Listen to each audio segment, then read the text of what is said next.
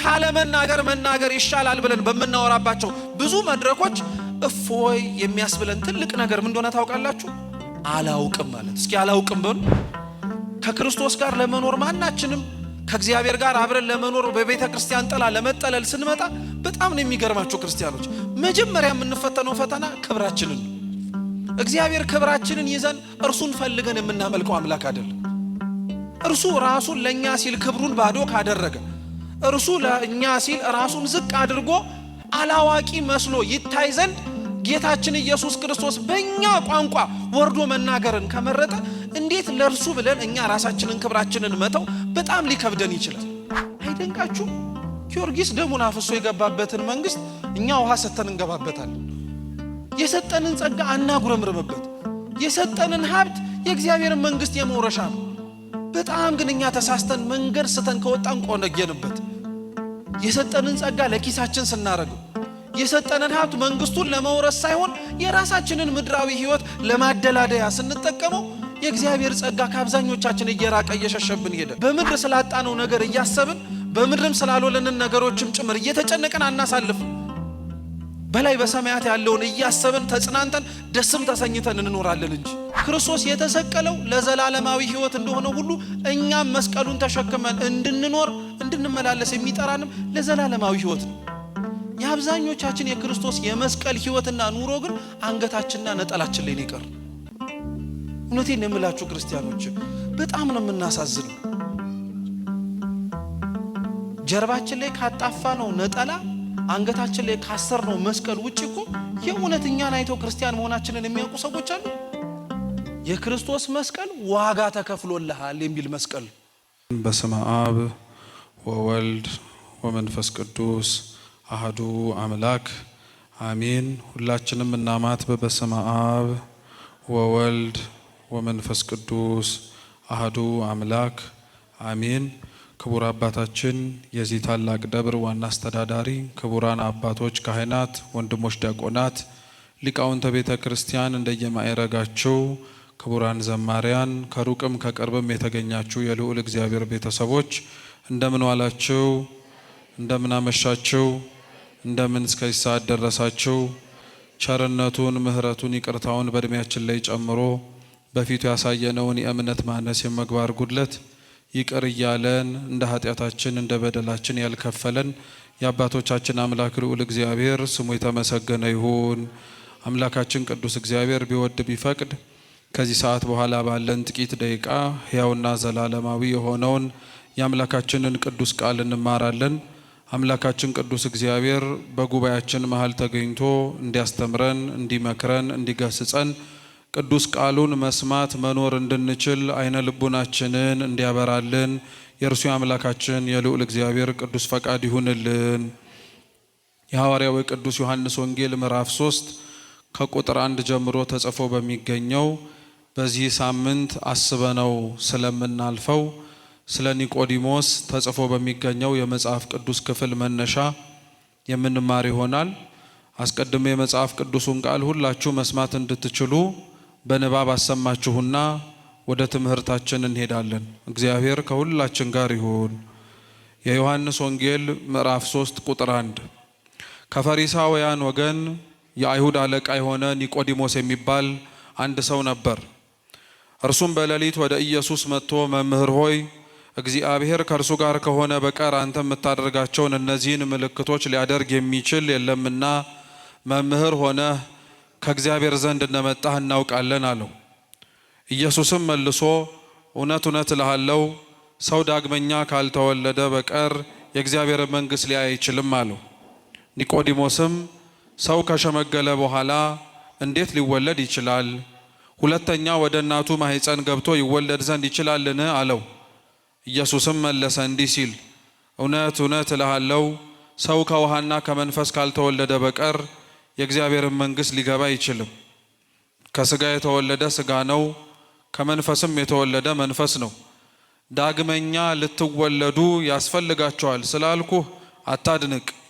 ነፋስ ወደሚወደው ይነፍሳል፣ ድምፁንም ትሰማለህ፣ ነገር ግን ከወዴት እንደመጣ ወዴትም እንዲሄድ አታውቅም። ከመንፈስ የተወለደ ሁሉ እንዲህ ነው። ኒቆዲሞስም መልሶ ይህ እንዴት ሊሆን ይችላል አለው።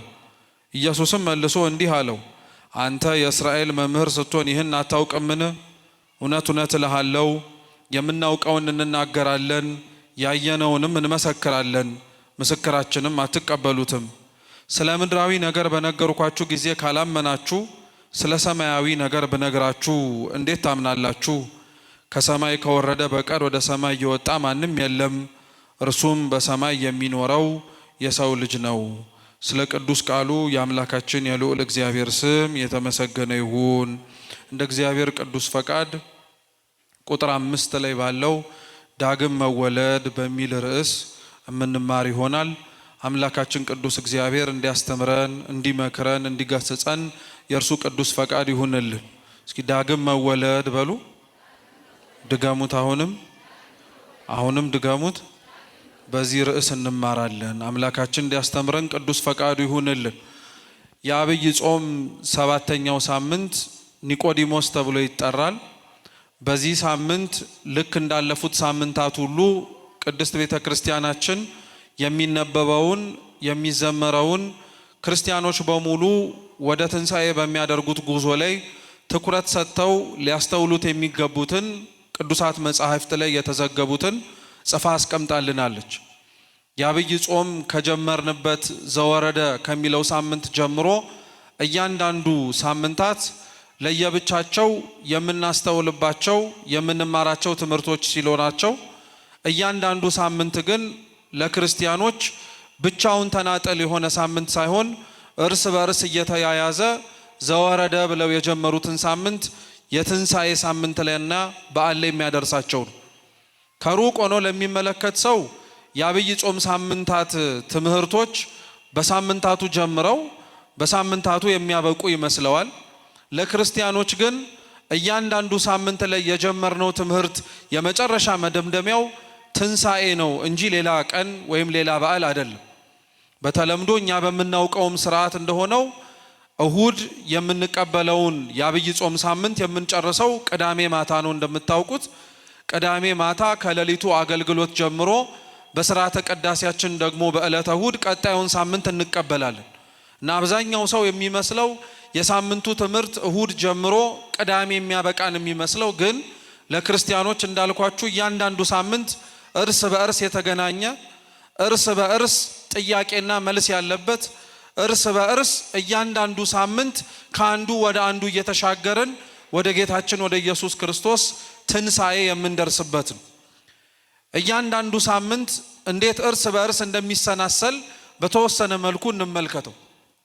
የአብይ ጾም የመጀመሪያው ሳምንት ዘወረደ ተብሎ ይጠራል። በዚህ ሳምንት ቤተ ክርስቲያናችን ያስተማረችን አምላካችን መድኃኒታችን ኢየሱስ ክርስቶስ ከላይ ከሰማያ ሰማያት ራሱን ዝቅ አድርጎ በእኛ በኃጢአተኞቹና በበደለኞቹ መካከል ራሱን ባዶ አድርጎ በትህትና ወደ ምድር መውረዱን ታስተምርበታለች። የአምላካችን የልዑል እግዚአብሔር ከላይ ከሰማያት መንበሩ መውረዱ፣ በኃጢአተኞች መካከል መመላለሱ፣ በደለኞችና ነውረኞች ሆነን ሳለን ግን ሳይጸየፈን እንዲያውም ለእኛ ትህትናን ያሳየን ዘንድ አርአያ የሆነን ዘንድ ለምን አምላክ ሰው ሆነ፣ ለምን ከሰማያ ሰማያት ወረደ ብለን ብንጠይቅ መልሱ ሁለተኛው ሳምንት ነው። ለቅድስት ነው። እስኪ ለቅድስት በሉ። ለቅድስት ለመቀደስ ነው እግዚአብሔር ሰው የወረደው። አምላካችን ከሰማያ ሰማያት ወደ ምድር የወረደው እኛ እንድንቀደስ ነው። በሁለተኛው በሳምንት በቅድስት ደግሞ ስለ ቅድስና ነው ቤተ ክርስቲያን የምታስተምረው። እግዚአብሔር ስላለው ማንም ሊሰጠው ስለማይችል እርሱ ግን በለጋስነቱ ለሁሉ ስለሚሰጠው የባህሪ ቅድስና፣ በሰዎች ዘንድ በፍጥረታትም ዘንድ ስለሚኖረው የጸጋ የስጦታ ከእግዚአብሔር በምንቀበለው ቅድስና፣ ስለ ሰንበት ቅድስና ታስተምራለች። በአጭሩ ቅድስና የሚገኝባቸው መንገዶች ሁለት ናቸው። የመጀመሪያው ሰው ቅድስናን ሊያገኝ የሚችለው ኃጢአቱን ሲያምን፣ በደሉን ሲያምን፣ ሲረዳ፣ ሲያውቀው ነው። ነገር ግን ኃጢአትን ማመን እና በደልን ማወቅ የቅድስና የመጀመሪያው መንገድ ነው እንጂ መጨረሻው አይደለም። ሰው ከእግዚአብሔር ፊት የሚመሰገነው ሰው እግዚአብሔር ዳግም ለፍርድ ሲመጣ በቀኙ መቆምን ብቻ ሳይሆን ደግሞ ወደ መንግስቱም ጭምር የሚያስገባው ኃጢአት ስላልሰራ ሳይሆን ጽድቅ ስለሰራ ነው። ምን ስለሰራ? ጽድቅ ስለሰራ ነው። ስለዚህ ቅድስና ኃጢአትን በማወቅ እና በመተው ይጀምራል። ፍጻሜው ደግሞ ጽድቅን በመማርና በመፈጸም ይጠናቀቃል። ስለዚህ ስለ ቅድስና ስናስተምር ዘወረደን እያሰብን አምላክ የወረደው እኛ እንድንቀደስ ነው ካልን እኛ የምንቀደሰው ጽድቅን በመስራትና ኃጢአትን በመተው ከሆነ ደግሞ ኃጢአታችንን እንዴት ልንተው እንችላለን ስንል ደግሞ መልሱን የምናገኘው ሶስተኛው ሳምንት ምኩራብ ላይ የዮሐንስ ወንጌል ምዕራፍ 2 ቁጥር 13 ላይ ጌታችን ኢየሱስ ክርስቶስ ወደ ቤተ መቅደስ በፋሲካ በዓል እንደገባ በቤተ መቅደሱም ዙሪያ ገንዘብ ሻጭና ለዋጮችን እንስሳትን እንዳገኘና ጅራፍ አንስቶ ቤቴ የጸሎት ቤት ይባላል እንጂ የወንበዴዎች ዋሻ አይደለም፣ የንግድ ስፍራ አይደለም ብሎ እንዳስተካከለው ይነግረናል። ይህንን በሚያደርግበት ጊዜ ላይ በዙሪያው ላይ የነበሩት አይሁድ ፈሪሳውያን ምን ብለው ጠየቁ? ይህን በማን ስልጣን ታደርገዋለህ? ይህንንስ የምታደርገው ምን ሊመለከተ የሚችል ነገር ቢኖር ነው ብለው ጠየቁት። ክርስቶስም እንዲህ አላቸው፣ እውነት እላችኋለሁ ይህን መቅደስ አፍርሱት፣ በ3 ቀን አነሳዋለሁ አለ። 46 ዓመት ለመስራት የፈጀውን መቅደስ እንዴት አንተ በ3ኛው ቀን ቢፈርስ አነሳዋለሁ ብለህ ትናገራለህ አሉት ሲል ወንጌል የተጻፈው ከክርስቶስ እርገት በኋላ ስለሆነ ቅዱስ ዮሐንስ ወንጌላዊ ምን ይላል? ክርስቶስ ለጊዜው ገብቶ ያነጻው ቤተ መቅደስ በፍጻሜው ለሰውነቱ ምሳሌ እንደሆነ ይናገራል። ይህን ያለውም አፍርሱት አስነሳዋለሁ ብሎ የተናገረው እነሱ እንደጠበቁት ስርዓተ አምልኮ የሚፈጽሙበትን መቅደስ ሳይሆን ቅዱስ ዮሐንስ ወንጌላዊ ምን ይላል? ይህን የተናገረው መቅደስ ስለተባለ ሰውነቱ ነው ይላል። እስኪ ይህን የተናገረው በሉ። መቅደስ ስለተባለ ምንነቱ ነው? ሰውነቱ ነው። ክርስቶስ በምኩራብ ገብቶ ያነጻው ቅድስናው መጠበቅ አለበት ብሎ ጥብቅና የቆመለት ቦታ መቅደስ ስርዓተ አምልኮ የምንፈጽምበት ቦታ ብቻ ሳይሆን ክርስቶስ የእውነት የሚመለክበት የኛ ሰውነትም ጭምር ነው። እንዳልኳችሁ ሰው ለመቀደስ ከኃጢአት መላቀቅ ያስፈልገዋል ስንል በምኩራብ ነው እንዴት ከኃጢአት እንደሚላቀቅ የምንማረው። ክርስቶስ ጅራፍ አንስቶ እያጮኸ ገንዘብ ሻጭና ለዋጮችን እንስሳቱን እንዳባረረው ሁሉ ክርስቶስ አንስቶ የተጠቀመበት መኖር የሌለባቸውን ነገሮች መቅደስ ከተባለ ከሰውነታችን ያባረረበት ስልጣን ስልጣነ ክህነት፣ ንስሐ፣ ቅዱስ ቁርባን በካህናቱ እጅ በክርስቶስ ስልጣን የምናገኘው ነገር። ስለዚህ ሰው እንዴት ከኃጢአቱ ሊርቅ ይችላል፣ ከበደልም ሊርቅ ይችላል ብለን ስንጠይቅ በካህናት ስልጣን ንስሐ ገብተን ቅዱስ ቁርባን ለመቀበል ራሳችንን በትህትና ዝቅ ስናረግ ሰው ከኃጢአት ሊላቀቅ ይችላል። ማንም ደግሞ ከኛ መካከል ኃጢአት የለብኝም ነውር የለብኝም ብሎ ሊያወራ የሚችል የለም።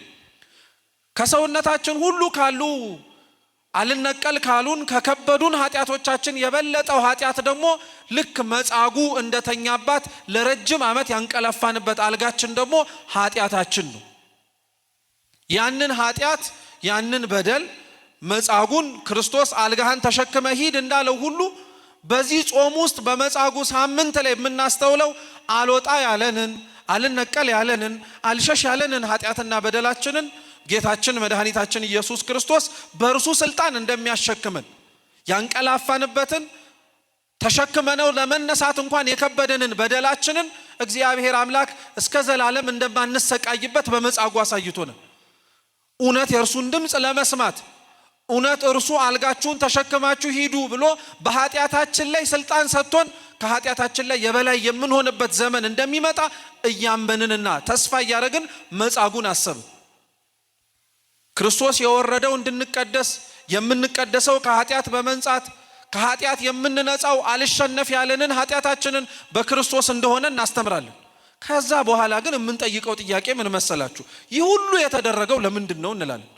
ለደብረ ዘይት ነው። ከክርስቶስ ከሚቆሙት ከቀኙ መካከል እንድንጨመር እንድንደመር አብረን መቆም እንድንችል በምድር ላይ ራሳችንን ዝቅ ለማድረግ ክርስቶስ በሄደበት በትህትና በቅድስና ማረፊያው በሆነ በመቅደሱ ስፍራ ሊኖረው የማይገባውን የምናጸዳው እንደ መጻጉዕም ጭምር ቆመን ለመመላለስም ራሳችንን የምንሞክረው ከክርስቶስ የዙፋኑ ፊት በቀኝ ከሚቆሙት ለመታደል ነው።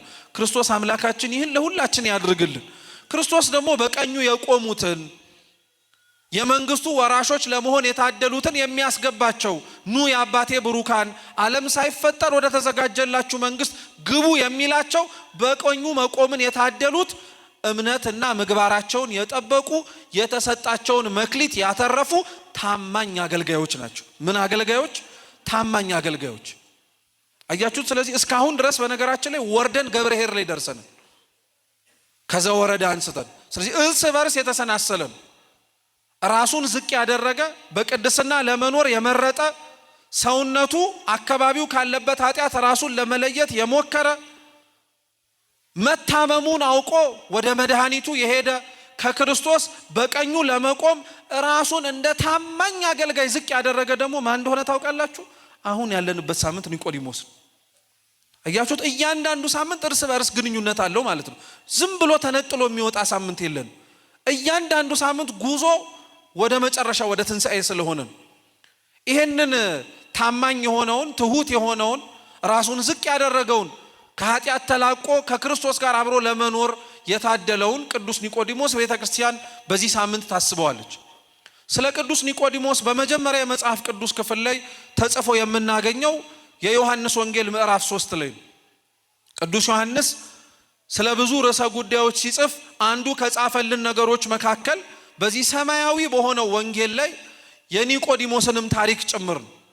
ኒቆዲሞስና ክርስቶስ ስለተገናኙባት ምሽት ቅዱስ አምላካችን ልዑል እግዚአብሔር ኒቆዲሞስን እንዴት እንዳስተካከለው ተጽፎ የምናገኝበት የዮሐንስ ወንጌል ላይ ስለ ኒቆዲሞስ መጽሐፍ ሲጀምር ቅዱስ ዮሐንስ እንዲህ ብሎ ነው ሲነበብ እንደሰማችሁት። ከአይሁዳውያን ወገን የሆነ የፈሪሳውያን አለቃ ኒቆዲሞስ ተብሎ የሚጠራ አንድ ሰው ነበር አለ። ስንት ሰው? መጽሐፍ በነገራችን ላይ አህዝንም ወይንም ደግሞ ቁጥርንም ለመለየት አንድንም ነገር ልዩነቱንም ጭምር ለማጠየቅ ተመሳሳይ የሆኑ ቃላትን ሊጠቀም ይችላል። ልብ ብላችሁ ስሙ። መጽሐፍ ቅዱስ ላይ አንድ፣ አንዲት የሚሉ ቃላቶች ቁጥርን ወይንም ደግሞ ደረጃን ወይንም ደግሞ አሃዝን ለማመላከት ብቻ የሚጠቅሳቸው አይደሉም። እነዚህ ቃላቶች የሚጠቀሱት አንድን ነገር ተመሳሳይ እንዳልሆነና ልዩ እንደሆነ ለማሳየትም ጭምር። አምላክን በድንግልና ጸንሳ የወለደችው ክብርት እመቤታችን ስለ እርሷ መበሰር፣ ስለ እርሷ መልካም የሆነውን የድህነታችንን ዜና መስማት ቅዱስ ሉቃስ የሉቃስ ወንጌል ምዕራፍ 1 ቁጥር 26 ላይ ሲነግረን ምን ብሎ ነው የሚጀምረው? በስድስተኛው ወር ከእግዚአብሔር የተላከ ስሙ ገብርኤል ተብሎ የሚጠራ መልአክ ወደ ናዝሬት ገሊላ መጣ። በናዝሬት ገሊላም ሊያበስራት ወደ እርሷ የተላከችዋንም ሴት ሲናገር ምን ብሎ ነው የሚጠራት? ወደ አንዲት ድንግል ተላካል። እስኪ አንዲት ድንግል በሉ። ምን ማለት መሰላችሁ? በዛ በናዝሬት ገሊላ ሰፊዋ በሆነችው በኢየሩሳሌም ግዛት እመቤታችን ብቻ ናት እንዴ ድንግል ልትሆን የምትችለው? ስንት ያላገቡ ሊኖሩ እኮ ይችላሉ። ስንት ለማግባት እንኳን አቅመ ሔዋን ላይ ያልደረሱ ብዙ ሴቶች እኮ ሊኖሩ ይችላሉ። አንዲት ብሎ የጠራት ብቸኛ እርሷን ሊመስላት የማይችል እርሷንም ሊተካከላት የማይችል ድንግልና ስላላት፣ እርሱም ሴቶች ደናግላን ቢሆኑ ወንዶችም እንዲሁ እስከሚያገቡ በዝሙት አያርገው ወይ በኃጢአት ቢወድቁ ታድለው ደግሞ ራሳቸውን በቅድስና ጠብቀው በጋብቻ እስኪሰነብቱ ድረስ ነው። ከዛ በኋላ የሰው ልጅ የሥጋ ድንግልናው ይጠፋል። የእመቤታችን አንዲት ድንግል መባሏ ለፍጡራን የሰው ልጆች እንዳላቸው የሥጋ ድንግልና ብቻ ሳይሆን እርሷ የነፍስም ድንግልና ስላላት ለፍጡራን ያላቸው የሥጋ ድንግልና ብቻ ሳይሆን እርሷ በንግግሯም ይሁን በሐሳቧ ድንግል የተባለች ኃጢአትን የማታውቅ እግዚአብሔርንም ፍጹም ያላሳዘነች ስለሆነች ስንት ድንግል ናት አላት? አንዲት ድንግል ናት አላት። ተመሳሳይ የሆነም አሁን የሰርኩን ጸሎት ስንጀምር አባቶቻችን ጸሎትም ሲያደርጉ ልብ ብለን አስተውለን ከሆነ የውዳሴ ማርያም ጸሎታችን ላይ የዘውትር ጸሎት ይሁ ተመሳሳይ የሆነ አገባብና አገላለጽ አለ። እርሱም ምንድን ነው? ለአብ ለወልድ ለመንፈስ ቅዱስ አንዲት ስግደት እሰግዳለሁ እንላለን። ስንት ስግደት ግን? እንደዛ እያልን ስንቴ ነው የምንሰግደው? ሶስቴ እኮ ነው የምንሰግደው። ጉዳዩ ቁጥርን ለማመላከት ሳይሆን ለአብ ለወልድ ለመንፈስ ቅዱስ የምትሰጠዋን ስግደት ለነሱ ካልሆነ በቀር ለሌላ አይሰጥም፣ አንዲት ስግደት ናት እያልን በዚሁ አገባብ ኒቆዲሞስንም የተለየ ሰው መሆኑ እንዲታወቅ ዮሐንስ ወንጌላዊ አንድ ሰው ነው አለው። ስንት ሰው? አንድ ሰው ነው አለው። ፈሪሳውያን በጣም ብዙ ናቸው፣ አይሁዳውያንም በጣም ብዙ ናቸው። ይሄ የፈሪሳውያን አለቃና አይሁዳዊ የሆነው ኒቆዲሞስን ለመለየት ግን ይረዳን ዘንድ ዮሐንስ ወንጌላዊ ኒቆዲሞስን አንድ ሰው ነው አለው። እውነት ነው። አንድ ሰው ያስባለው ነገሩም ደግሞ ምን መሰላችሁ? ኒቆዲሞስ ብዙ ሰዎች አብረው ተስማምተው ሊሄድላቸው የማይችሉ ነገሮች ለሱ ተስማምተውለት ስለሄዱ ነው። ኒቆዲሞስ ባለጸጋ ነው፣ ገንዘብ አለው፣ ሀብት አለው፣ ንብረት አለው። ኒቆዲሞስ ባለስልጣን ነው። ፈሪሳዊ ማለት ባለስልጣንነትንም ጭምር ሊያጠቃልል የሚችል መጠሪያም ጭምር ነው። ለምን? ምንም እንኳን ክርስቶስ በዘመኑ በነበረበት ወቅት ላይ በሮማውያን ቀኝ ግዛት ይገዙ እንጂ እስራኤላውያን በእነሱ ሕግና መመሪያ መተዳደር እንዲችሉ ግን በተወሰነ መልኩ ይፈቅዱላቸው ነበር። ስለዚህ እነዚህ ፈሪሳውያን ተብለው የሚጠሩት ምሁረ ኦሪት ናቸው። የኦሪትን መጽሐፍ ብሉይ ኪዳንን የሚያውቁ የሙሴ ሕግ እንዳይጣስ የእግዚአብሔር ሕግ እንዳይፈርስ ጥብቅና ቆመው ሰው ኃጢአትና በደል ሲሰራ ራሱ በእነሱ ፊት ቆሞ ይፈረድበታል። የአይሁድ ሸንጎ እየተባለ ሲጠራ መጽሐፍ ላይ የምንሰማው እነዚህ ፈሪሳውያን አሉበትም። እየሰማችሁኝ ነው? ስለዚህ ፍርድ ሊሰጥ የሚችለው ክፉና ደግን ለይቶ አንተ ደግ አድርገሃል፣ አንተ ክፉ አድርገሃል ብሎ ሊወስን የሚችለው ምን ያለው ሰው ነው? ክርስቲያኖች፣ ስልጣን ያለው ሰው። ስለዚህ ባለስልጣን ነው የምንለው በዛ ምክንያት። ባለጸጋ ባለስልጣን ብቻ ሳይሆን ደግሞ የተማረም ጭምር ነው ኒቆዲሞስ። ፈሪሳውያን እንዳልኳችሁ ምሁረ ኦሪት ብሉይ ኪዳንን የሚያውቁ መጽሐፍትንም ጭምር እየጠቀሱ የሚያስተምሩ ስለሆኑ እንግዲህ አንድ ሰው ያስባለው ታዲያ ይሄ ባለጸግነት፣ ይሄ አዋቂነት፣ ይሄ ባለስልጣንነት ብዙ ሰዎች ጋር ተስማምቶ ስለማይገኝ አንድ ሰው እውነት ነው ባለጸጋ ሊሆን ይችላል። ምንም ሺህ ዓመት ግን ባለጸጋ ቢሆን ስልጣንና ዕውቀት ላይ ኖረው ግን ይችላል። ታውቃላችሁ? አንድ ሰው አዋቂ ሊሆን ይችላል። አዋቂ ሆኖ ግን ገንዘብና ስልጣን ላይ ኖረው ይችላል። አንድ ሰው ደግሞ በተገላቢጦሽ ገንዘብ ኖሮት ስልጣንና ዕውቀት ላይ ኖረው ይችላል። በብዙዎቻችን ዘንድ አንዱ ሲኖር ወይ ሁለቱ ይጎላሉ፣ ወይ ሁለቱ ሲኖሩ አንዱ ሊጎልብን ይችላል። ኒቆዲሞስ ግን ባለጸግነትም ባለስልጣንነትም አዋቂነትም ያለው ሰው ስለሆነ ስላልተለያዩበት የተለየ ሰው መሆኑን እንድናውቀው መጽሐፍ ኒቆዲሞስን ስንት ሰው ነው አለው? አንድ ሰው ነው አለው። አንድ ሰው ነው አለው። ይሄ ታዲያ አንድ ሰው ተብሎ የተጠራው ኒቆዲሞስ ልዩ የሆነውም ኒቆዲሞስ ጌታችን ኢየሱስ ክርስቶስን ለማግኘት ዘወትር ይሄድ የነበረው ሌሊት ነው። ሌሊት ይሄድባቸው የነበሩትን ምክንያት አባቶቻችን ሲያስረዱ አንድም በአይሁድ ሸንጎ ስርዓት መሰረት ቀን ፍርድ ላይ ቀን አገልግሎት ላይ ስለሚውል ብቸኛ ሊኖረው የሚችለው ትርፍ ሰዓት ሌሊት ነው። ብዙዎች ሰርተው በሚያንቀላፉበትና ሰርተው ስለ ስጋቸው ድካም በሚያርፉበት ወቅት ላይ ኒቆዲሞስ በሌሊት ወደ ክርስቶስ ይሄዳል። ይሄ ትምህርት ነው። ቀን በስራ ለራሳችን ለስጋችን ለምንደክም ሰዎች የሌሊቱ ክፍለ ጊዜ የምንተኛበት ብቻ ሳይሆን ለስጋችን በደከምንበት ልክ ለነፍሳችንም ጭምር ቆመን የምንጠልይበት ከክርስቶስ ጋር የምንገናኝበትም ሰዓት እንደሆነ ኒቆዲሞስ አስተማሪ ነው። ሁለተኛው ኒቆዲሞስ በሌሊት ይሄድበት የነበረበት ምክንያት ደግሞ ለክብሩ ስለሚጨነቅ አዋቂ ስለሆነ ባለስልጣን ስለሆነ በሰዎች ዘንድ ክብርና ዝናም ጭምር ስለነበረው የእርሱን አላዋቂነቱንና ጠይቆ ሊረዳው የሚያስፈልገው ብዙ ነገር እንዳለ ማንም ሰው እንዲያውቅበት አይፈልግም ነበር። በጣም ብዙ ሰዎች የምንፈራው ነገር ምን መሰላችሁ? ከኃጢአት ቀጥሎ አላዋቂ መሆንን። አላዋቂነት ማንም ሰው አይፈልግም። ታውቃላችሁ? አላወቅም መባልን፣ አታውቅም መባልን በጣም ብዙዎቻችን አፍ አውጥተን አንናገረው እንጂ አላዋቂነትንና አለማወቅን እንኳን ምክንያት አድርገው የሚነገሩ ንግግሮችን እንኳን እንጸየፋቸዋለን። ምንም እንኳን እኮ ባልማር ብለን እናወራለን። ምንም እንኳን እኮ ፊደል ባልቆጥር እንላለን። አላዋቂነትን ስለምንጸየፈው እኮ ነው። ኒቆዲሞስ አላዋቂነቱን ማወቁ ትልቅ ዕውቀት ሲሆንለት አላዋቂነቱን ደግሞ ሌላው ሰው እንዳያውቅበት መፈለጉ ደግሞ በጣም መሰናክል ሆነበት። ትልቁም ነገር ነው። በነገራችን ላይ ክርስቲያኖች እኛው ራሳችን በእያንዳንዳችን አለማወቃችንን ማወቃችን ትልቁ ዕውቀት ነው። ለክርስቲያንም በነገራችን ላይ ወደ እግዚአብሔር እየተጠጋ ከአምላኩ ጋር ያለው ህብረት እየጨመረ ሲመጣ አንድ የሚያውቀው ነገር ቢኖር ክርስቲያኖች በእርግጠኝነት እግዚአብሔርን እንደማያውቀው። ቅዱሳን በህይወታቸው ከእግዚአብሔር ጋር እየተጠጉ ሲመጡ ከሩቅ ሆኖ ያበራ የሚመለከቱትን አምላካቸውን እየተጠጉት ግን ሲመጡ ጨለማ ሆኖ ነው የሚያገኛቸው። እንደማይመረመር መርምረው እንደማይጨርሱት አውቀው እንደማይጠነቅቁት የዘወትር ናፍቆታቸው እንደሆነ ነው እያወቁ የሚመጡት። ስለዚህ አላዋቂነቱን ክርስቲያን ማወቅ አንዱ ራሱ የቅድስና ምልክት ነው። አንዱ ራሱ ከእግዚአብሔር ጋር እውነትም እየኖርን እንደሆነ ማሳያ ነው። ችግሩ ግን ምን መሰላችሁ? እኛ ያላወቅነውን እኛም ጭምር ደግሞ አልተረዳንም የምንለውን አላዋቂነታችንን ስናውቀው ግን ሌላው ሰው ግን አላዋቂነታችንን አላዋቂ እንዲለን አንፈልግም። በሰው ዘንድ አዋቂዎች እንደመሰል የተረዳን እንደመሰል ያወቅን እንደመሰል ነው መኖር የምንፈልገው።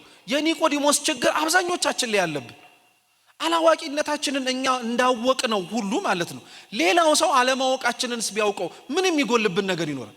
እንደ እውነቴን የምነግራችሁ ክርስቲያኖች፣ አብዛኞቻችን ሳናውቅ የምንዘባርቀው ሳንረዳ የምናወራው ምንም ነገር እንኳን ግንዛቤው ሳይኖረን ካለመናገር መናገር ይሻላል ብለን በምናወራባቸው ብዙ መድረኮች እፎይ የሚያስብለን ትልቅ ነገር ምን እንደሆነ ታውቃላችሁ? አላውቅም ማለት። እስኪ አላውቅም በሉ። ምን ያሳፍራል ታዲያ ይሄንን ማለት?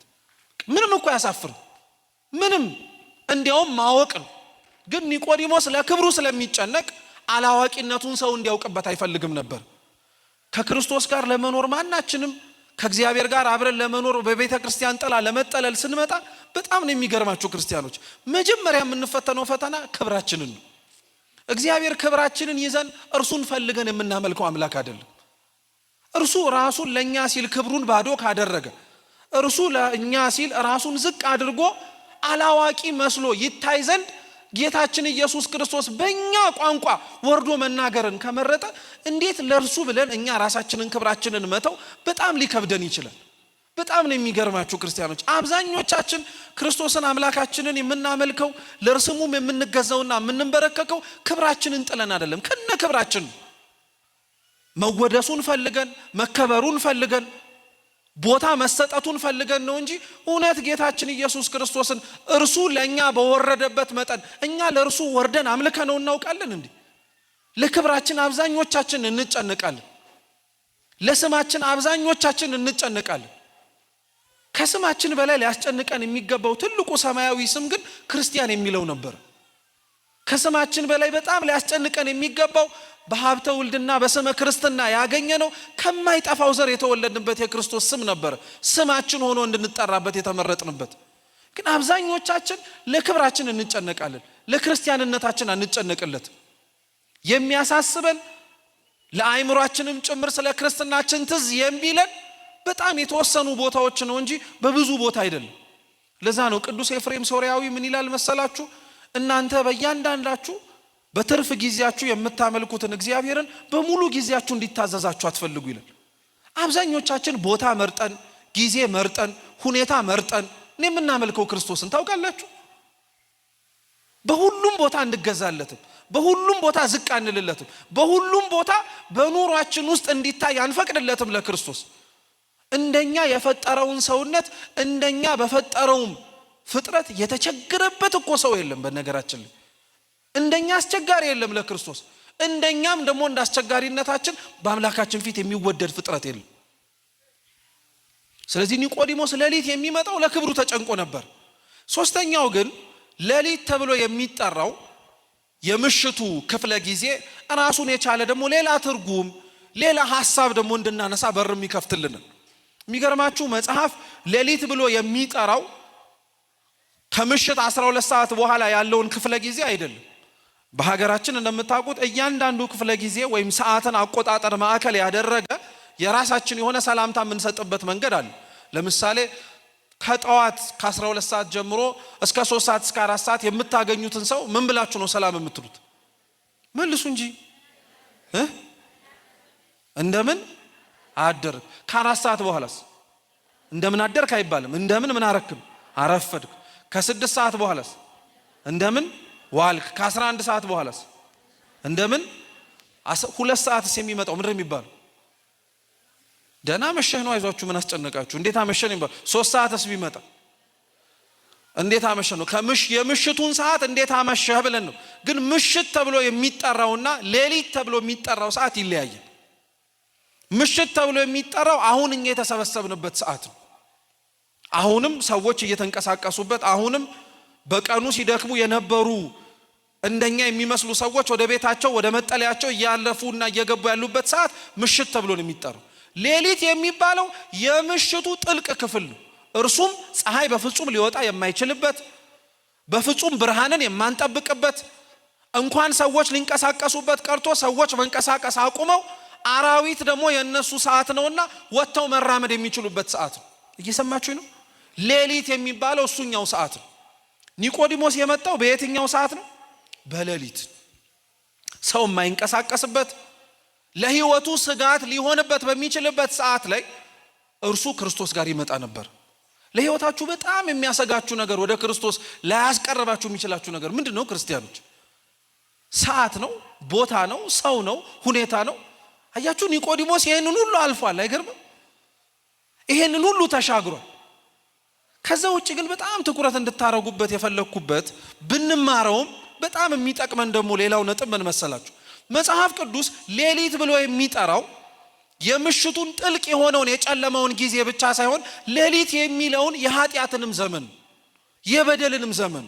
ለምሳሌ የቅዱስ ዮሐንስ ወንጌል ምዕራፍ 11 ላይ ጌታችን ኢየሱስ ክርስቶስ የአልዓዛርን የወዳጁን መሞት ሲነገረው አልዓዛር ወዳጃችን አልዓዛር ወዳጄ ሞቷል፣ ላነሳው ልቀሰቅሰው እሄዳለሁ ያለበት ክፍል ላይ ምን አለ መሰላችሁ? ክርስቶስ አብራችሁም በሉ ብርሃን ሳለላችሁ በሉ እንጂ በብርሃን ተመላለሱ። ምን ማለት ይመስላችኋል? ብርሃን ሳለላችሁ በብርሃን ተመላለሱ። ከዛ ይቀጥልና ማንም ሊሰራበት የማይችለው ሌሊት ይመጣልና ይል። ብርሃን ሳለላችሁ በብርሃን ተመላለሱ ማለት አንደኛ እየኖራችሁ እየተነፈሳችሁ መራመድ በቻላችሁበት ጊዜ ላይ መስራት የምትችሉትን ጽድቅ ስሩ፣ ማድረግ የምትችሉትን በጎ ነገር ሁሉ ስሩ። ብርሃን የሚባለው የኛ እድሜ ነው። በብርሃን ተመላለሱ ብርሃንን ስሩ የሚባለው ደግሞ መልካም የሆነ በጎ ነገርን። ብርሃን ሳለላችሁ በብርሃን ተመላለሱ ካለ በኋላ ክርስቶስ ግን ምን አለ? ማንም ሊሰራባት የማይችልባት ሌሊት ሳይመጣል። ሌሊት የምትባለው ኃጢአት ማለት ነው። ብዙዎቻችን በነገራችን ላይ ጽድቅ ስንሰራ በኃጢአት የምንወድቅ አንመስልም። ታውቃላችሁ? በጎ ስናረግ ንፉግ አንመስልም። ሰጪ ስንሆን ከልካይ አንመስልም። ብርሃን ሲሆን በብርሃን እንመላለሳለን። ማንም የማይሰራባት ባልጠበቅናት ሰዓት ላይ ተንሸራተን ልንወድቅባት የምንችልባት ሌሊት ኃጢአት፣ ክፋት እንዳለ ሁላችንም እንረሳለን። ክርስቲያን ግን ሲኖር አስተውሎ፣ ክርስቲያን ግን ሲራመድ ተጠንቅቆ እንዲሆን መጽሐፍ ይነግረናል። ሁላችንም ጽድቅ ስንሰራ በጽድቃችን እንዳንመካ የሚያደርገን ዛሬ የሰጠው እጃችን ነገ ሊነፍግ ይችላል ብለን ስለምንሰጋ ነው። ጽድቅ ስንሰራ በእግራችን ቤተ መቅደስ ስንመጣ ብዙ ያን ያክል መጻደቅ የማይጠበቅብን ዛሬ ወደ ቤተ ክርስቲያን የሮጠው እግራችን ነገ ላይ ደግሞ ወደ ሌላ ቦታ ሲሮጥ ልናየው ስለምንችል ሌሊት እየተባለ የሚጠቀሰው ኃጢአት ነው፣ ክፋት ነው፣ በደል ነው። ለዛ ነው ክርስቲያኖች ስንኖር በምንችለው አቅም መልካም ነገር ለማድረግ እንሞክር። ያ መልካም ነገር አባቶቻችን ሲናገሩ የምንሰራው በጎ ነገር ሁሉ ልክ ጎተራ ውስጥ እንደሚቀመጥ እህል ነው ይላሉ። ሌሊት ሲመጣ ኃጢአት መስራት ስንጀምር ያኔ የሰራናቸው በጎ ስራዎች፣ ያኔ የሰራናቸው መልካም ነገሮች ወደ እግዚአብሔር መልሰው እንደሚያመጡን ታውቃላችሁ? ብዙ ሰው መልካም ነገር መስራት ነገ ኃጢአት ሲሰራ በደጉ ጊዜ ቢያንስ ይሄን ነገር አድርጌ ነበረ ብሎ እንዲያስበው አይደለም የሚፈለገው። መልካም ይሰራ የነበረበት ዘመን እንትቶ ኃጢአት የሚሰራበት ዘመን ላይ ብዙ መልካም የሰራ ሰው ትላንትና ስለሰራው መልካም ነገር እግዚአብሔር አምላክ የንስሐ እድሜ ማስተዋል የሚችልበትንም ጉልበት ሰጥቶ ወደ ጽድቅ ሊመልሰው እንደሚችል ታውቃላችሁ? ይችላል እኮ። እንዴት አወክ ብትሉ ዘወትር የእመቤታችን ተአምር ሲነሳ፣ ዘወትር የእመቤታችን ተአምር ሲነበብ በላዔ ሰብእ ትዝ አይላችሁም እንዴ? በላዔ ሰብእ እኮ ሰው መብላት ከመጀመሩ በፊት እኮ በጣም ጻድቅ እንደነበር ታውቃላችሁ? በጣም የተመሰገነ ስራ ይሰራ ነበር። ትላንትና ይሰራ ስለነበረው መልካም ስራው እኮ ነው ልክ በኋላ ላይ ደግሞ ስሟ ሲጠራበትና ማርያም የሚለውን ስም ለመብላት ፈልጎት ነገር ግን አልበላ ያለውን በቁስል የተመታውን ሰውነት አይቶ ምህረት አድርጎለት አልበላውም ብሎ ቢተው እኮ የእመቤታችን በስሟ የተሰጠው ውሃ የእመቤታችን የጥላዋ ማረፍ እኮ ነው እሱን ወደ ጽድቅ መንገድ መልሶ እንዲሰማራ ያደረገው። ብዙ የቅዱሳን ታሪክ ላይ በቅድስና ህይወት ተመላልሰው በኋላ ላይ ወደ ኃጢአት ሲገቡ ትላንትና የሰሩትን መልካም ስራቸውን አስበው እግዚአብሔር አምላክ አሁን ደግሞ በጎ የሚሰሩበትን እድሜ ይጨምርላቸዋል። እግዚአብሔር ለሁላችን ይህን ያድርግልን። እውነት ትላንትና በንጹህ ልባችን ስላደረግን፣ ትላንትና ምንም ክፋት ሳናስብ ሳንስገበገብ ምንም አይነት ነውር የሆነ ነገር ሳናስብ ያደረግናቸው በጎ ጊዜያቶች እኛ የረሳናቸውን እግዚአብሔር ያስታውሰዋል። እኛ የዘነጋናቸውን እሱ ግን አስታውሶ ለጽድቅ ምክንያት እንዲሆነን ኃጢአትን ትተን ወደ እግዚአብሔር መንገድ እንድንጀምር ያደርገን። ስለዚህ ምን እያልኳችሁ መሰላችሁ ክርስቲያኖች? ኒቆዲሞስ በሌሊት መጣ ማለት ኃጢአቱን ገና ሳይተው ማለት ነው። ኒቆዲሞስ ወደ ክርስቶስ የመጣው ትቶ መምጣት ያለበትን ነገር ትቶ ሳይጨርስም። ፈሪሳውያን እንዳልኳችሁ ክርስቶስን ለመስቀል ክርስቶስን ለመግደል ዘወትር ጠዋት ማታ የሚሰበሰቡ ናቸው። ከነሱ ማህበር መካከል ሆኖ ነው እሱ ወደ ክርስቶስ የመጣው። ፈሪሳውያን ዘወትር የክርስቶስን ትምህርት እየሰሙ ችግሩን ለማውጣትና ከተናገረው ነገር ስህተት ለመፈለግ ለቀና የሚያዳምጡ ሳይሆን ጆሮአቸው ውስጥ በሌላ ነገር እየተረጎሙ ይረዱት ነበር። በነዛ መካከል ኒቆዲሞስ ነበር። ትልቅ ትምህርት ነው። በዚህ ሁሉ መካከል ኒቆዲሞስ በሌሊት ክርስቶስ ጋር ይገኝ ነበር። ኃጢአት ስንተው አይደለም እኮ እግዚአብሔር ጋር የምንመጣው ክርስቲያኖች። ኃጢአታችንን ትተን አራግፈን እስከምንጨርስ ድረስ አይደለም ጠብቀን የምንመጣው ቤተክርስቲያን። ከነ ችግርህን የምትመጣው። ኒቆዲሞስ መቼ አይሁድን ሸንጎ ተወው ክርስቶስ ጋር ሲመጣ?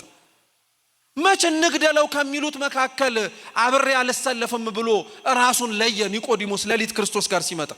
ከነ ችግሩ እኮ ነው ክርስቶስ ጋር የመጣው፣ ከነ ድክመቱ። አብዛኞቻችን ግን ራሳችንን እንመልከተው። ነጽተን ተቀድሰን እግዚአብሔር በኃጢአታችን የተማረረ መሸከም እኛን የከበደውና የሰለቸው ይመስል ተስተካክዬ ካልሆነ ከዚህ በኋላ ብመጣም የሚቀበለኝ አይመስለኝም እያልን ብዙ ነገር እናወራለን። እንኳን እኛን ቀርቶ ኒቆዲሞስን እንደዛ አላረገውም። በሌሊት ሲመጣን የተቀበለው ክርስቶስ። ኃጢአታችንን የምንተወው ክርስቲያኖች ከእግዚአብሔር ርቀን አይደለም፣ እንዲያውም ከሱ ጋር ተጣብቀን ነው እንጂ። የትኛው ሌሊት ነው ብርሃን ካልመጣበት ይሸሻል እንዴ? ጨለማ ብርሃን ካልበራበት እኮ ጨለማነቱን አይተው ጨለማ ሆኖ ይቀጥላል እንጂ። የኛም ህይወት ጨለማ ሆኖ የሚቀጥልብን ብርሃኑ ላይ ስላልመጣን እኮ ነው። አንተ ራስህ በምታበራው ሻማ፣ አንተ ራስህ በምትለኩሰው አምፖል፣ አንተ ለራስህ በፈጠርከው ፀሐይ በፍጹም የኛ የኃጢአት ጽልመታችን ሊገፈፍ አይችልም። በፍጹም እውነተኛ ማንነታችንና እውነተኛ የቅድስና ህይወታችንን የምንጀምረው ከነጨለማችን ማን ጋር መምጣት ስንችል ነው። ይህንን አምላካችን ልዑል እግዚአብሔር ለሁላችን ይፍቀድልን፣ ፈቅዶልናልም ጭምር። እኛንን እንጂ የምንሸሸው መች ጸድቀን ዛሬስ ተሰብስበን ተገኘን? መቼ መልካምና ብርሃናዊ የሆነ ስራ ሰርተን ከሱ እግር ስር ለመቀመጥ በቀን? ከነጨለማችን የመጣ ነው፣ ከነሌሊታችን። ለምንስ ይመስላችኋል ክርስቲያኖች? ከነጨለማችን ካላቆምነው ኃጢአታችን ጋር ቤተ መቅደሱ በሰማይ በተሰራው አምሳል በምድር ላይ በተተከለው ቦታው ላይ እግዚአብሔር እንድንሰበሰብ የሚፈቅድልን። ልብ ብላችሁ ስሙ ክርስቲያኖች። ኒቆዲሞስ ባልተወውና መተው በሚጠበቅበት ነገሮች ላይ ገና ሳይጸናና ገና የተስተካከለ ነገር ሳይኖረው ክርስቶስ እርሱ ጋር እንዲመጣ ይፈልግ የነበረበት ምክንያት ይፈቅድለትም የነበረው ኒቆዲሞስ እርሱ ስለ ራሱ የሚያውቀውና እግዚአብሔር ስለ እርሱ የሚያውቀው ነገር የተለያየ ስለሆነ ነው። እግዚአብሔር እያንዳንዱን ጠርቶ ያሰማራቸውንና ወደ በረቱ እንዲገቡ የፈቀደላቸውን ሰዎች እንደው በጥቂቱ ልንገራችሁ ክርስቲያኖች። ሁሉም ሌሊት ላይ ነበሩ ሲጠሩ።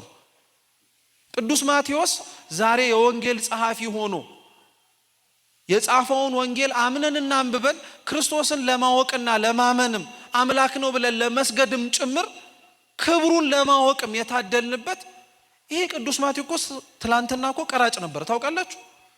ግብር ሰብሳቢ የነበረ፣ ግብር ከመሰብሰቡም ባለፈ ደግሞ ስራው ሳይሆን ነውር የነበረው እርሱ ግን ይሰርቅ ነበር። እየሰረቀ ያለበት ግብር የሚሰበስብበት ቦታ ላይ ነው ክርስቶስ ና ተከተለኛል። ሌሊት ሆኖ ነበረ ማቴዎስን የጠራው። ለምን መሰላችሁ? ማቴዎስ ላይ ሌላው ሰው ሲያይ ለምን ማቴዎስን ጠራው ይላል። ልክ እኛን ሲመለከት እኒህን ኃጢአተኞች ለምን ሰበሰባቸው ብሎ እንደሚጠራው እንደሚጠይቀው። ግን ክርስቶስ ማቴዎስን ያየው የዛሬ ቀራጭነቱን ሳይሆን የነገ ምርጥ ወንጌል ጸሐፊነቱን። ሳውልን ክርስቶስ ሲጠራው ያየው የዛሬ አሳዳጅነቱን አልነበረም። ነገ ላይ ለእርሱ የሚሆንለትን ምርጥ ዕቃና ስሙን ተሸክሞ ከዓለም እስከ ዓለም እንደሚንከራተትለት ነው። ኒቆዲሞስንም በሌሊት ሲመጣ ክርስቶስ የተቀበለው ዛሬ ለክብሩ ተጨንቆ ኃጢአቱንና የኃጢአት ስፍራውን ሳይለይ የመጣውን ኒቆዲሞስን አይቶት ብቻ አይደለም፣ ነገ ላይ ስጋውን ከመስቀል ላይ አውርዶ የሚገንዝለት የተቀደሰ ቦታውና ማረፊያውም ጭምር የሆነ ሰው ስለሆነ ነው። እግዚአብሔር እናንተ በራሳችሁ ላይ ያላያችሁትን ጽድቅ እንደሚያይባችሁ ታውቃላችሁ። እግዚአብሔር በእኛ ላይ ማየት የከበደንን መልካም ነገር እያየ እድሜ እንደሚጨምርልን ታውቃላችሁ? እንዴት አይነት አምላክ እንደሆነ እስኪ ያስቡት ክርስቲያኖች። ኒቆዲሞስ ሌሊት ነበር ይመጣ የነበረው። እኛም ሌሊት ነው የምንመጣው። በቃ ብርሃን የሚሆንልን ከሱ ጋር ስለሆነ፣ ኃጢአታችንን የምንተወው ከሱ ጋር ስለሆነ፣ ያለሱ ምንም ነገር ማድረግ ስለማንችል ልክ እንደ ኒቆዲሞስ እኛም በሌሊት እንድንመጣ ያስፈልገን። በሌሊት መጣ። ክርስቶስን አመሰገነው፣ ተናገረው። ከእግዚአብሔር ዘንድ ተልከህ እንደመጣ መምህር እንደሆንክ ብዙ በእጆቼ የተሰሩ ድንቅ ምልክቶችንም ጭምር አይተናል ሰምተናል አለው። ከዚህ ንግግሩ ኒቆዲሞስ ክርስቶስን ይከታተለው እንደነበረ ማወቅ ትችላላችሁ። ማንነቱን በስነ ስርዓት ጠንቅቆ ማወቅ ይሳነው እንጂ ትኩረቱን ስቦት እንደ መምህርነቱ አዋቂነቱንም ጭምር ተረድቶት ይመለከተው ነበር። እና ኒቆዲሞስ በዚህ ሁሉ ንግግር ውስጥ በዚህ ሁሉ ስራ ውስጥ ጌታችን መድኃኒታችን ኢየሱስ ክርስቶስ ምን አለው? አዋቂ ሆኖ ባለጸጋ ሆኖ ባለስልጣን ሆኖ ለመጣው ለኒቆዲሞስ ይዞት በመጣው ሶስት ነገር ሊለወጥለት የሚገባ ሶስት ነገር ሰጠው። እየሰማችሁ ነው? ልብ ብላችሁ አዳምጡ። ኒቆዲሞስ ይዞት የመጣው ባለጸግነት እስከ ሰማይ የሚሄድ አይደለም፣ ሲሞት እዚሁ ያበቃል። ኒቆዲሞስ ይዞት የመጣው ባለስልጣንነት ከስልጣኑ ወንበር ሲወርድ ወይ እርሱ ሲሞት ያበቃለታል። ኒቆዲሞስ ይዞት የመጣው ዕውቀትነቱ እንኳን ሲሞት ቀርቶ አእምሮ ሲፈዝ መዘንጋት ይጀምራል። ሲሞትማ ዕውቀቱን በዛው በአፈሩ ላይ ተከድኖ ይቀርለታል።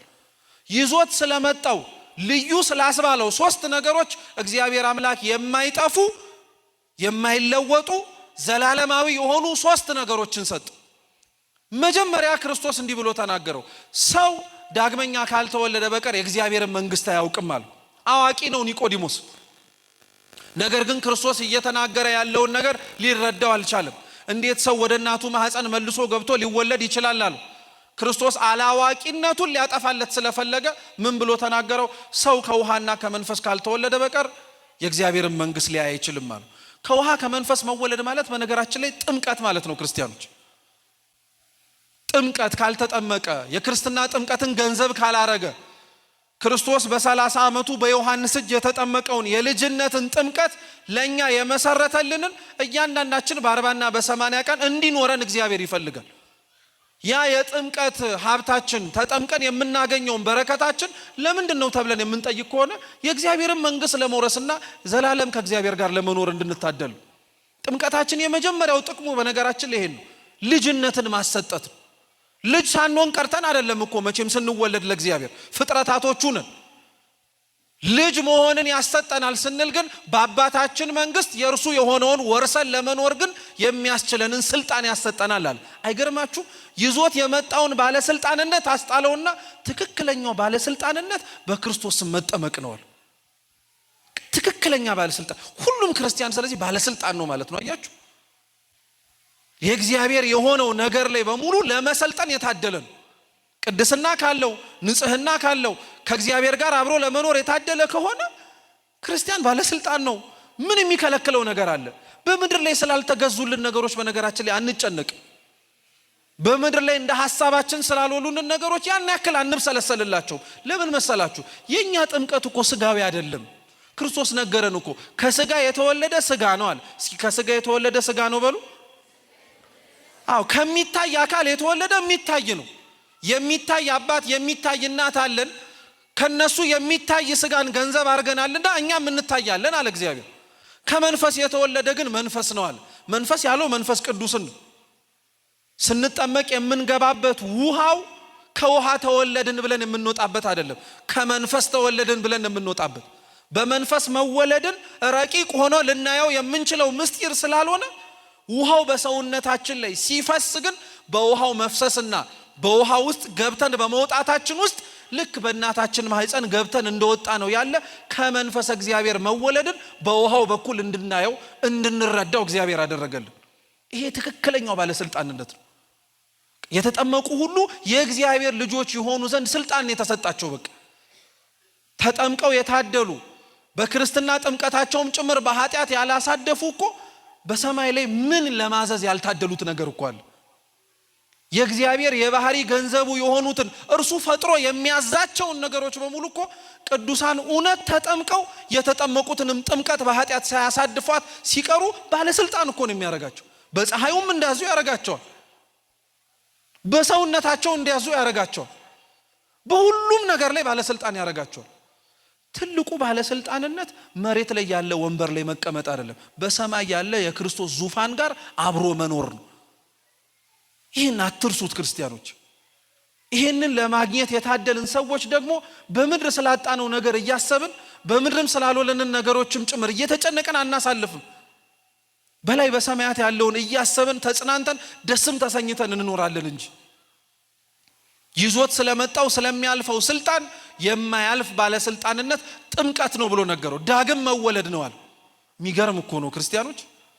በጥምቀት ልጅነት፣ በጥምቀት ስልጣንነት፣ በጥምቀት የእግዚአብሔር ልጅ ሆኖ መጠራትን ማግኘት ትልቅ በረከት ነው። ለኒቆዲሞስ ይዞት ስለመጣው ስለሚያልፈው ስልጣን የማያልፈውን ስልጣን የእግዚአብሔር ልጅ መሆን ያስፈልግሃል አለው። አንድ ቀጠለ። ከስጋ የተወለደ ስጋ ነው፣ ከመንፈስም የተወለደ መንፈስ ነው አለና ደግሞ ቀጠለና ነፋስ ወደ ወደደው ይነፍሳል አለ። እስኪ ነፋስ በሉ፣ ኧረ በሉ።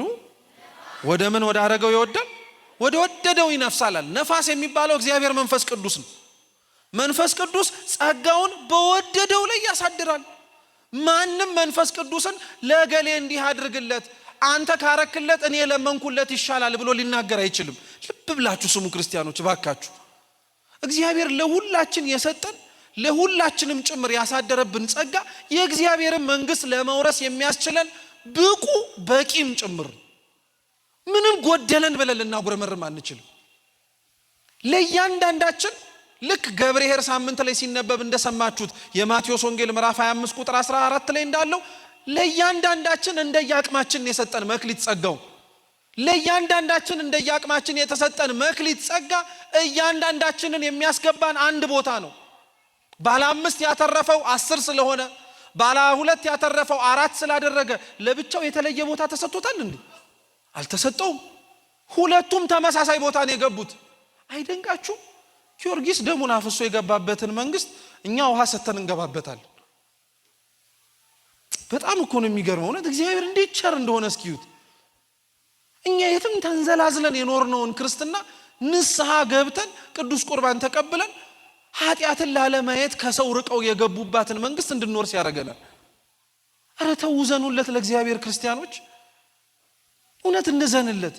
እንዴት አይነት አምላክ ቢሆን ነው እንደዚህ የተንከባከበን? ሌላው ደክሞ የሚገባበትን እኛ ግን ከመድከምም ባለፈ በጥቂት ነገር እንድንወርሰው ያደርገናል። ምን አይነት አምላክ ነው በእውነት! እግዚአብሔር ቸር ነው። በቃ ይህን የሚያክል ሰማያዊ መንግስቱን እንዲሁ ዝም ብሎ በፍርፋሪ ይውረሱት ይላል። በቃ ውሃ ጠጣ፣ የታረዘ አልብስ፣ የታሰረ ጠይቅ፣ እንግዳ ተቀበል ብሎ የኔን መንግስት ውረስ። እንኳን የእግዚአብሔርን መንግስት ቀርቶ እኮ በዚች መሬት ባለችው እንኳን ስልጣናችን ይሄን በጎ ነገር ስላደረክ ተብሎ ማን ወንበር ይሰጣል? ማን አብረኸኝ ተቀመጥ ይልሃል? ማን ከገባህበት መውጣት የለም ከተቀመጥክበት መውረድ የለም ይልሃል? አንዱ እግዚአብሔር ብቻ ነው ይሄን ሊያደርግ የሚችለው፣ የሚያደርገውም ጭምር። በጣም ነው የሚደንቀው። እግዚአብሔር የወደደውን ሁሉ ያደርጋል። ክርስቲያኖች የሰጠንን ጸጋ አናጉረምርምበት። የሰጠንን ሀብት የእግዚአብሔርን መንግስት የመውረሻ ነው። በጣም ግን እኛ ተሳስተን መንገድ ስተን ከወጣን ቆነጀንበት። የሰጠንን ጸጋ ለኪሳችን ስናረገው፣ የሰጠንን ሀብት መንግስቱን ለመውረስ ሳይሆን የራሳችንን ምድራዊ ህይወት ለማደላደያ ስንጠቀመው የእግዚአብሔር ጸጋ ከአብዛኞቻችን እየራቀ እየሸሸብን ሄደ። እውነት በቸርነቱ ይመልስልን መድኃኔዓለም እንጂ እኛ አልሆነልንም። እውነቴን እንምላችሁ እኛ አልሆነልንም። ሞክረናል፣ ጥረናል፣ እየጣርንም ጭምር ነው። ቸርነቱ ብቻ ነው ይዞ ያቆየን ሁላችንን። እያንዳንዱ ነፋስ ወደ ወደደው ይነፍሳል አለ። በቃ ስለዚህ እግዚአብሔር የወደደውን እንዴት ማክበር እንዳለበት ያውቃል።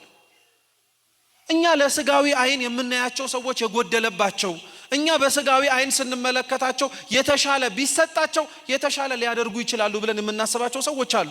ልብ ብላችሁ ስሙ። በነገራችን ላይ በተለይ በጥቂቱ የታመኑ በተለይ ባላቸው መልካም ነገራቸው ላይ በመነሳት ምን አለ የተሻለ ነገር ባደረገላቸው ብለን ለምንላቸው ሰዎች ይሄ ጥሩ ምሳሌ ነው። ልብ ብላችሁ ስሙ።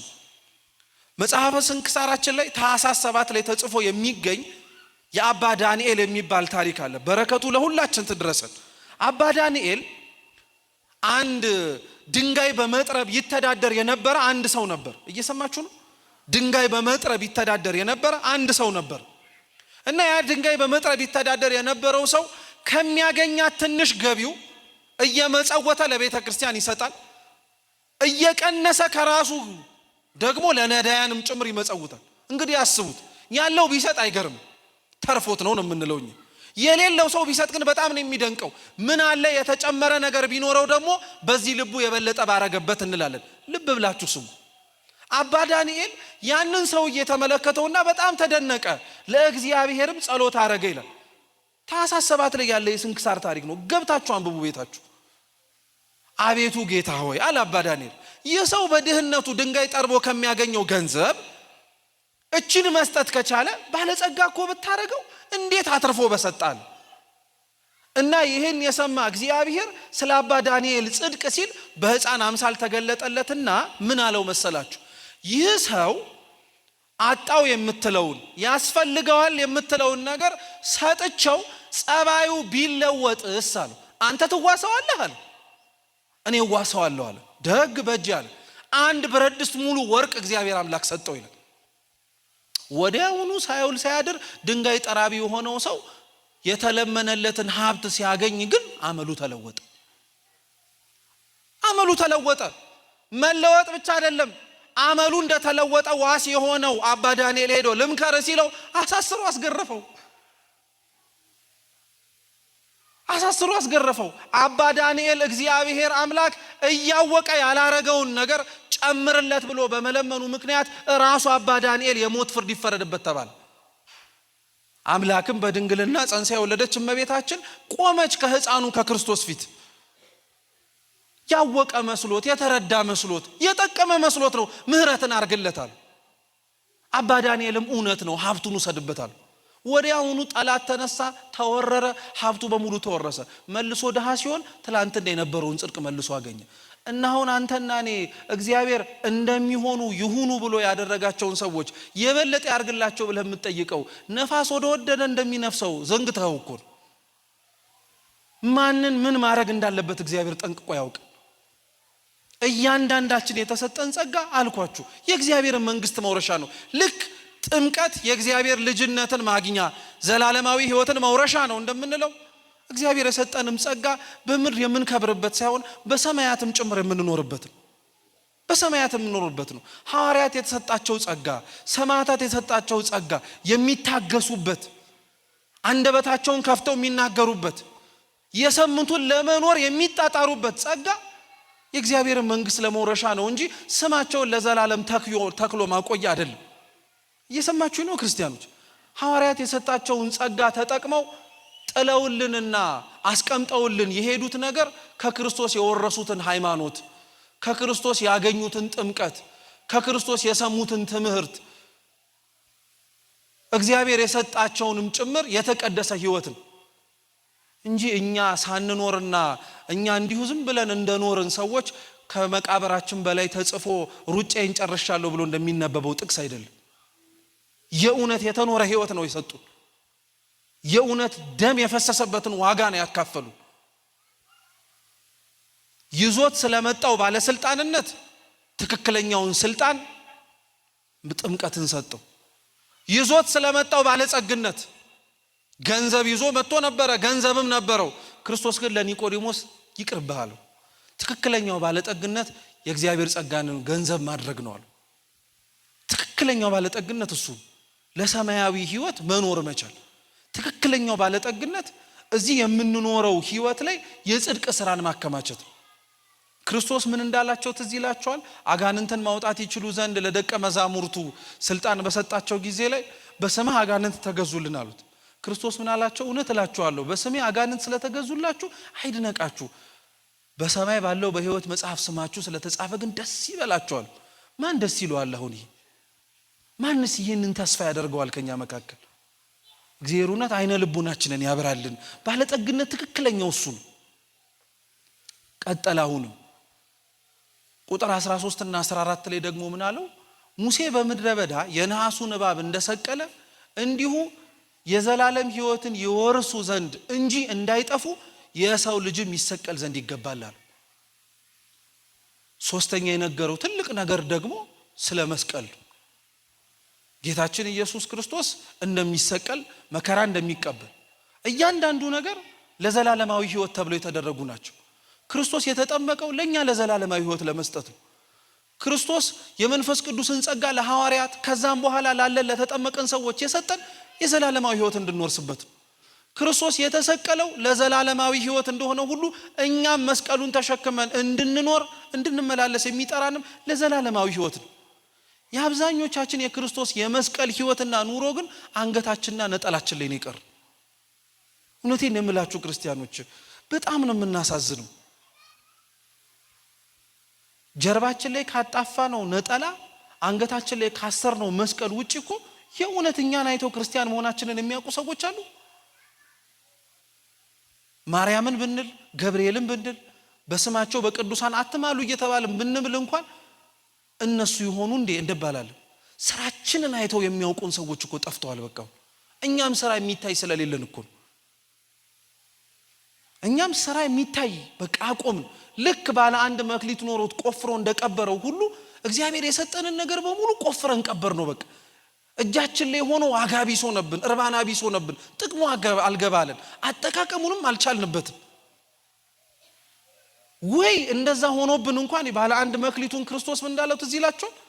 ለመሸጥ ለመለወጥ ለሚችሉት ወይ ምን አለ መሰለ በሰጣቸዋል። እኛ መኖር ያቃተንን ክርስትና ለምን ቆፍረን እንቀብረዋለን? ምን አለ ለመኖር የሚችሉት ሰዎች ተስፋ እንዳይቆርጡ እንኳን ይዘነው በተገኘ። በእኛ ምክንያት ብዙዎች እኮ ተስፋ ቆረጡ ክርስቲያኖች። በእኛ አልኖር ባለን ክርስትና ተሰብኮ እንደመሰበኩ ብቻ ሳይሆን ሊኖር በሚገባው ሕይወት ልክ ተገኝተን ባለመታየታችን ተውት አሕዛብን ቤተ መቅደስ ውስጥና ቤተ ክርስቲያን ውስጥ ያለን ሰዎች እንኳን እኮ ይሄማ የማይኖር ሕይወት ነው ብለን እኮ አናናቅ ነው፣ አጣጣል ነው፣ ዝቅ አደረግን።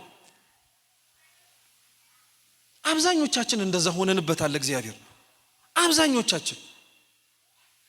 ጌታችን ኢየሱስ ክርስቶስ ግን እንዳልኳችሁ ነው የሰጠን የመስቀል ሕይወት አንገታችን ላይ የሚቀመጥ ብቻ አይደለም። የሰጠን የመስቀል ሕይወት በጣም ትልቅ ዋጋ ነው ያለው። ክርስቲያኖች የነሐሱን እባብ ያነሳለት ለኒቆዲሞስ ለምን መሰላችሁ? የኦሪት መምህር ስለሆነ ብሉይ ኪዳን ያውቃል። ኦሪት ዘኍልቍ ምዕራፍ 21 ላይ ያለ ታሪክ ነው። ሲጀመር ክርስቶስ በነሐሱ እባብ ብቻ አይደለም። በነገራችን ላይ እያንዳንዱ ስለሚያነሳውና ስለሚሰጣቸው ምሳሌዎች የኦሪት መጽሐፍን ጠቅሶ መልሶ ማመሳከር እንዲችል የሚያስችለውን ምሳሌ ነው እየሰጠው ያለው። ስለ ጥምቀት ሲያወራ ውሃና መንፈስን የጠራው። ውሃና መንፈስ ለኒቆዲሞስ አዲስ አይደሉም። ውሃን ያውቃል። የእግዚአብሔርን መንፈስ በውሃዎች ላይ ጸሎ ነበር የሚል ጥቅስ ያውቃል። መንፈስ ያውቃል። በነቢያት መጽሐፍት ላይ በትንቢተ ኢዩኤል ላይ መንፈሴን ሥጋ ለባሽ ሁሉ ላይ አፈሳለሁ የሚል ጥቅስ ያውቃል። ነፋስ ወደ ወደደው ይነፍሳል ብሎ ስለ መንፈስ ቅዱስ ሲያወራ ነፋስ መንፈስ ቅዱስ እንደሚባል ጠንቅቆ ያውቃል። እግዚአብሔርም የሕይወትን እስትንፋስ የሰው ላይ እፍ አለበት የሚል ጥቅስ ያውቃል። በምናውቀው ነው እግዚአብሔር አምላክ የሚያስተምረን። አይገርማችሁ? ሌላ አዲስ ነገር የሚያመጣ እንዳይመስላችሁ። በምናውቀው ቅርብ በሆነን ሲሰበክልን መስማትና ማዳመጥ አዳምጠንም ተርጉመን መረዳት የሚገባንን ነገር ነው መልሰን እንድንመለከተው እንድናስተውል የሚያደርገን። እግዚአብሔር ለሁላችን ማስተዋል እንድንችል ይርዳል። ተመሳሳይ ነው አሁንም እያደረገለት ያለው። ሙሴ በምድረ በዳ የነሐሱን እባብ ሰቀላል። እስራኤላውያን ስላመፁ እግዚአብሔር አያበላንም አያጠጣንም ብለው ስላጉረመረሙ ምግቡን ሰጣቸው፣ ውሃውን ሰጣቸው፣ አብሮ መቅሰፍት አዘዘባቸው። የሚያጉረመርም በእግዚአብሔር ሊያደርገው በሚችል ነገር ላይ እየተጠራጠረ እግዚአብሔርን የሚያማው ሰው እግዚአብሔር የለመነውን ሊሰጠው ይችላል። አብሮ ግን መቅሰፍትን የሚያዝበት በልቶ እንዳይጠግብ ጠጥቶ እንዳይረካ ከእግዚአብሔር የተቀበለውን እድሜ ጨምሮለት እንዳያመሰግነው ነው የሚያደርገው። እንዲህ ከመቀሰፍ እግዚአብሔር ይጠብቀን። እያንዳንዱን እባብን የሰደደባቸው ሊያውም መርዛም እባብ ሰኮናቸውን እየነደፈ ብዙሃን ሞቱ። ተነድፈው ለሞት ደግሞ የሚጣጣሩም ነበሩ። ያጉረመረሙበት እግዚአብሔር ፊት መቆም ስላቃታቸው ወደ ሙሴ ግን ሄዱና ምን አሉ? ሙሴ ሆይ ጸልይልን፣ የመጣብን ነገር መዓቱን እግዚአብሔር እንዲያርቅልን ለምንልን አሉ። እግዚአብሔር ቁጣውን በምህረት መዓቱን በትዕግስት የሚመልስ የቅዱሳንን ልመና የሚሰማ አምላክ ነው። እንግዲያውስ አለው ሙሴን የነሐሱን እባብ ሰርተ በዓላማ ላይ ስቀላል። ያንን የነሐሱን እባብ ባዩ ጊዜ ላይ የተነደፉት ሰዎች ሁሉ ከመርዛማው እባብ የመጣባቸውን መታመም ይፈወሳሉ፣ ይድናሉ አለ። ከመጀመሩ ነው በሰውነት ውስጥ ያለ መርዝ መድኃኒት ሳይገባበት በእይታ ብቻ ሊፈወስ የሚችለው።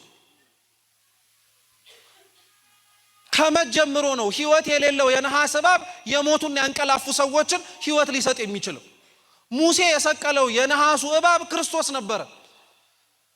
እየተነደፉ መርዝ የወጣባቸው ሰይጣን ነበር። የመጀመሪያው እባብ መርዙ ኃጢአት ነው። ከፍ ባለ ዓላማ ላይ ተሰቅሎ የነበረው የነሐሱ እባብ ክርስቶስ ነው።